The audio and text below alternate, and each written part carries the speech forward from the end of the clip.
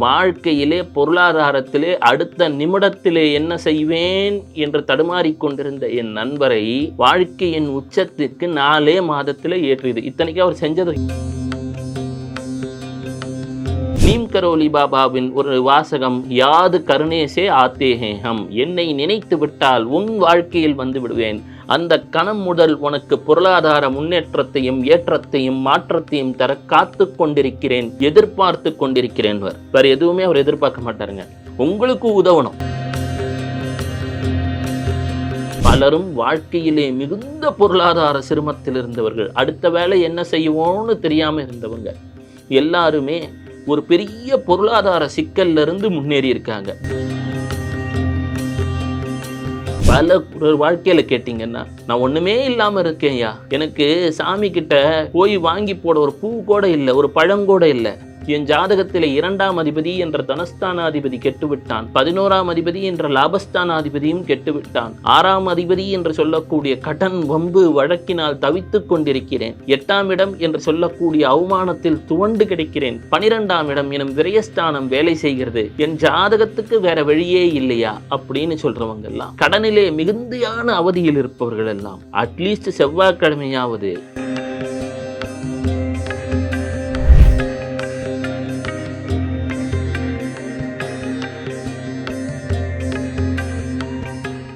வெள்ளைக்கொம்பன் விநாயகனது பேரொரு கருணையினாலே real one ஆன்மீக நேயர்களுக்கு அடியேனது பணிவான வணக்கங்கள். ஒரு 7 ஆண்டுகள் முன்னால என்னோட நண்பர் ஒருவர் காதலித்து கொண்டிருந்தார்.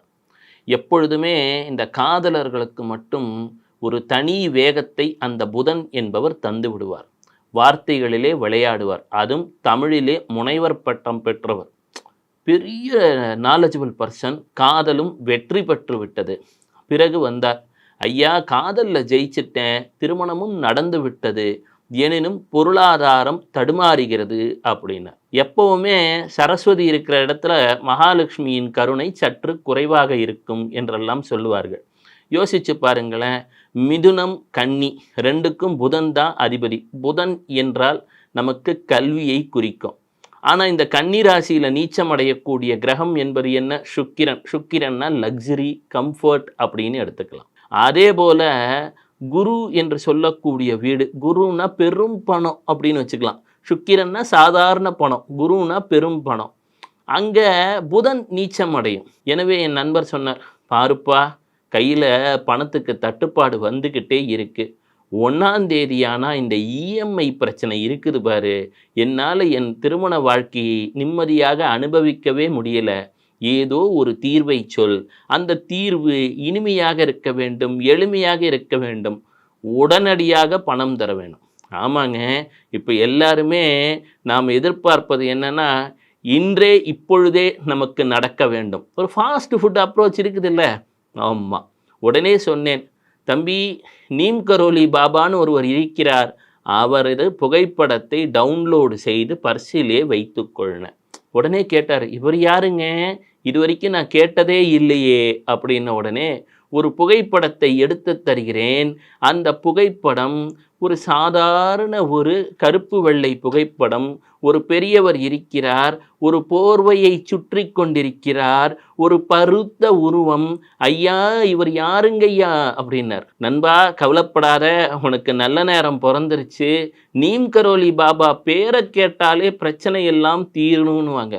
ஏய்யா நம்புற மாதிரியாயா இருக்கு, ஏதோ கேட்குறேன்றதுனால சொல்றியே, என் ஜாதகத்தில் 2ஆம் இடம்ன்ற தனஸ்தானம் தடுமாறிக்கிட்டு இருக்கு, 11ஆம் இடம்ன்ற லாபஸ்தானமோ சொல்ல வழி இல்லை, ஏதோ 5ஆம் இடம் நன்றாக இருப்பதினாலே படிப்பு வந்து விட்டது, எனினும் தடுமாறிக்கொண்டிருக்கிறேன், உண்மையை சொல்லு, இனி எனக்கு நன்மை நடக்குமானார். நான் சொன்னேன், இந்த நீம் கரோலி பாபாவின் புகைப்படத்தை வைத்துக்கொள், அவ்வப்போது நீம் கரோலி பாபாவின் பாடல்களை கேட்டு வா, என்ன நடக்குதுன்னு மட்டும் சொல்லுமாப்ல அப்படின்னு சொல்லி அனுப்பிச்சிட்டேன். ஒரு 4 மாதங்கள் என் நண்பர் காரில் வராருங்க, படகு காரு.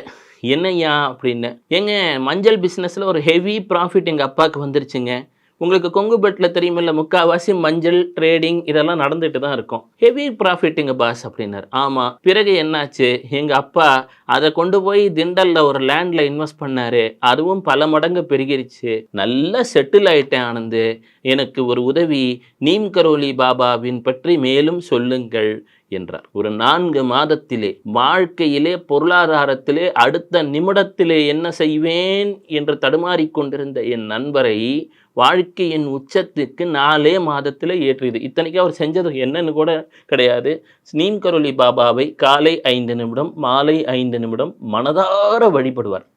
அண்ணா இதெல்லாம் இருக்கட்டுங்க, நான் யாருன்னா இந்த நீம் கரோலி பாபா? கேட்குற கேள்வி புரியுதுங்க. ஒரு சமயத்திலே வெள்ளைக்காரர்கள் இந்தியாவை ஆண்டு கொண்டிருந்தார்கள். நீம் கரோலி பாபா என்ற ஒரு பெரியவர், அது அவருடைய பெயர் கூட கிடையாது, திருமணமானவர் ஒரு இடத்திலே அமர்ந்து கொண்டிருந்தார். அந்த வழியாக ரயில்கள் செல்லும். உடனே அந்த ஊரில் இருக்கிறவங்கெல்லாம் பெரியவங்கள்லாம் கேட்குறாங்க, இமயமலை பகுதியில் நமக்கு இப்போவுமே தெரியும் வண்டி வாகன வசதிகள் அவ்வளவு கிடையாது. அதுவும் நீங்கள் யோசிச்சு பாருங்கள், 1940களில் என்ன இருந்திருக்கும்? ஒன்றும் இருந்திருக்காது. அப்போது அவங்க கேட்குறாங்க, ஐயா இந்த ரயில்வேஸ் நம்ம ஊர் வழியாக தான் ஐயா போகுது, நம்ம ஊரில் இருக்கிறவங்க வயசானவங்களையும் குழந்தைகளையும் எல்லாரையும் ஏற்றி கொண்டு செல்ல இங்கே ஒரு நிறுத்தலாமே இந்த நிறுத்தத்தில்னு. அந்த வெள்ளைக்கார அதிகாரி மறுத்து விட்டார், இதெல்லாம் நடக்காதுப்பா, உங்கள் ஊரில் நாங்கள் ட்ரெயின் நிறுத்தாது. உடனே நீம் கரோலி பாபா ராம் ராம் ராம் என்று சொல்லிக்கொண்டே பிரார்த்தனை செய்து கொண்டே அந்த ரயில்வே ஸ்டேஷனில் அமருகிறார். செல்லும் ரயில்கள் அங்கே தடைபட்டு நிற்கின்றன. வெள்ளைக்கார அதிகாரிகள் ஆச்சரியப்பட்டு வந்து, ஐயா என்னையா அற்புதம், எங்களை மன்னிச்சிருங்க சாமின்னு உடனே மீண்டும் ராமநாமத்தை சொல்லிவிட்டு எங்கள் ஊரில் இருக்கும் முதியவர்களும் பெண்களும் குழந்தைகளும் சென்று வருவதற்காக இங்கே இந்த ரயில்வேஸ் ஒரு ஸ்டாப்பிங்கை உருவாக்குங்கன்னார். அதிலிருந்து அவர் பெயர் நீம் கரோலி பாபா என்று மாறியது. இந்த நீம் கரோலி பாபா சதா ராமநாமத்தை ஜபித்து கொண்டிருப்பார். திருமணமானவர், இயல்பான வாழ்க்கை வாழ்ந்து கொண்டிருப்பார்.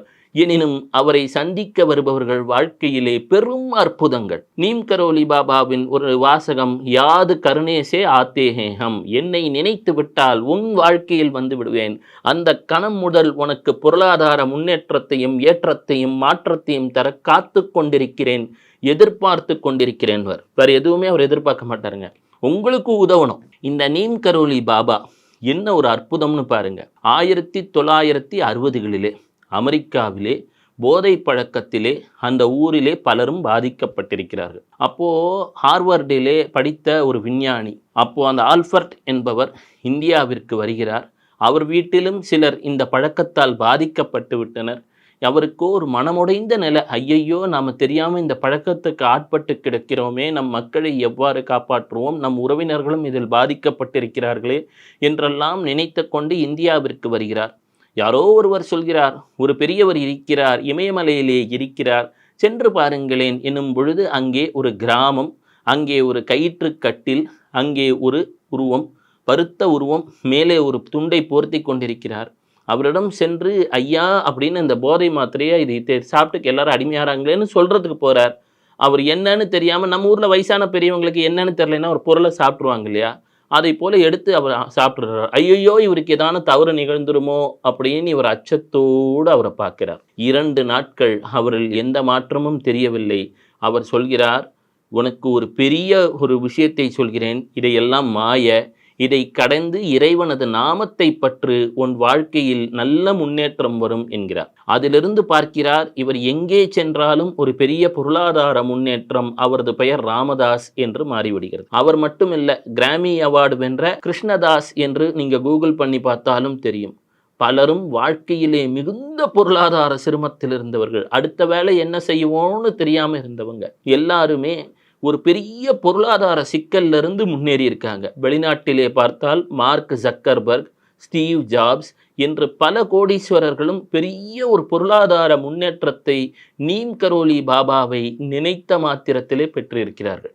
இப்போ சொல்ல போகிறது அடியேன் வாழ்க்கையிலே நடந்த ஒரு நிஜமான சம்பவம்.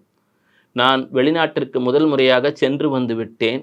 கையிலே சற்று பொருள் தட்டுப்பாடு, யோசித்து கொண்டிருக்கிறேன். என் நண்பரும் நானும் சேர்ந்து சொல்கிறேன், சரி இன்னைக்கு சாயங்காலம் நீம் கரோலி பாபாவை பற்றி பேசுவோமே அப்படின்னு பேசுகிறேன். கையில் நம்ப மாட்டீங்க, அன்னைக்கு கையில் சில 1000 ரூபாய் தான் இருந்தது. அந்த நிகழ்ச்சியை எடுக்க வேண்டும். ஒரு நிகழ்ச்சியை எடுக்கணும்னா எவ்வளவு இதாகும்னு உங்களுக்கு தெரியும். முதல் முறையாக அந்த நீம் கரோலி பாபாவின் நிகழ்ச்சியை எடுத்து விடுகிறேன். எடுத்துட்டு என்னப்பா அம்மாக்கு மருந்து வேற வாங்கணும், நிகழ்ச்சியை வேற எடுத்துட்டோம் நீம் கரோலி பாபாவை பற்றி அப்படின்னு யோசித்து கொண்டிருக்கிறேன். மாலை திடீரென ஒரு தொலைபேசி அழைப்பு.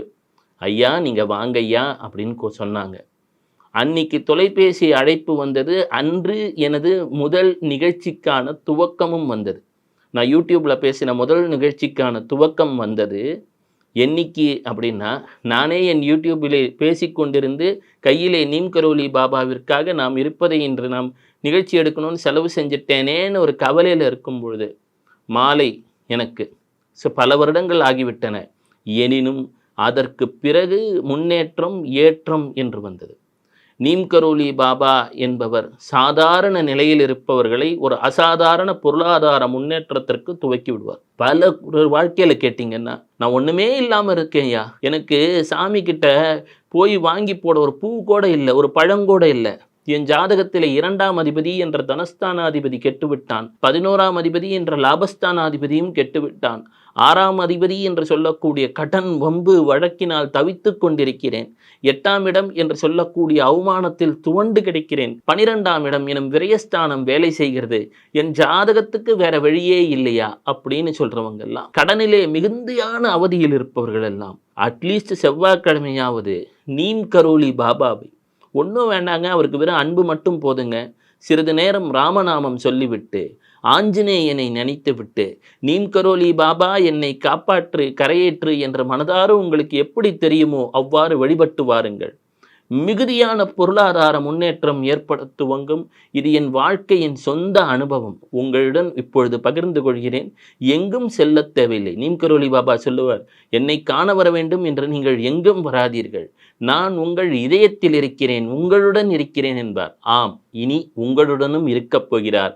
நீம் கரோலி பாபா தன் இந்த பூத உடலை விட்டு மறைந்திருந்து 50 ஆண்டுகள் ஆகியிருந்தாலும் இன்றும் அவரது பெயரை சொல்லி அழைத்து விட்டால் அந்த கணம் முதல் வாழ்க்கையில் அற்புதங்கள் துவங்கும். ஆம், உங்களுக்கு துவங்கிவிட்டது. சிவசிவ.